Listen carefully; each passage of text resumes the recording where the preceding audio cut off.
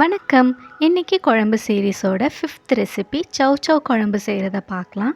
கடாயில் 1 டீஸ்பூன் மிளகு, 1 டீஸ்பூன் சீரகம், 5 லவங்கம், 2 சின்ன துண்டு பட்டை, 5 காஞ்ச மிளகாய் சேர்த்து ட்ரை ரோஸ்ட் பண்ணி ஆறுனதுக்கப்புறம் அரை மூடி துருவின தேங்காயை சேர்த்து ஃபைனாக அரைச்சிக்கலாம்.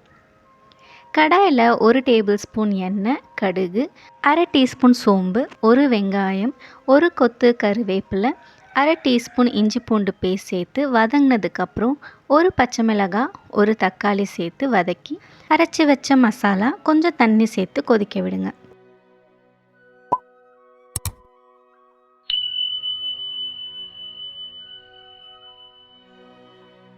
கால் டீஸ்பூன் மஞ்சத்தூள், 1 டீஸ்பூன் மல்லித்தூள் சேர்த்து மசாலாவோட பச்சை வாசனை போனதுக்கப்புறம் பாதி அளவு வேக வச்ச சவ் சவ், குழம்புக்கு தேவையான அளவு தண்ணி, உப்பு சேர்த்து கொதிக்க விடுங்க.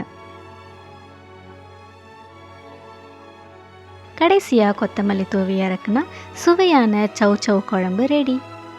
இந்த ரெசிபியை ட்ரை பண்ணி பாருங்கள். பிடிச்சிருந்தா லைக் பண்ண மறந்துடாதீங்க. இதே மாதிரி நிறைய வீடியோஸ்க்கு ஹோம் டேல்ஸ் சேனலை சப்ஸ்கிரைப் பண்ணுங்கள்.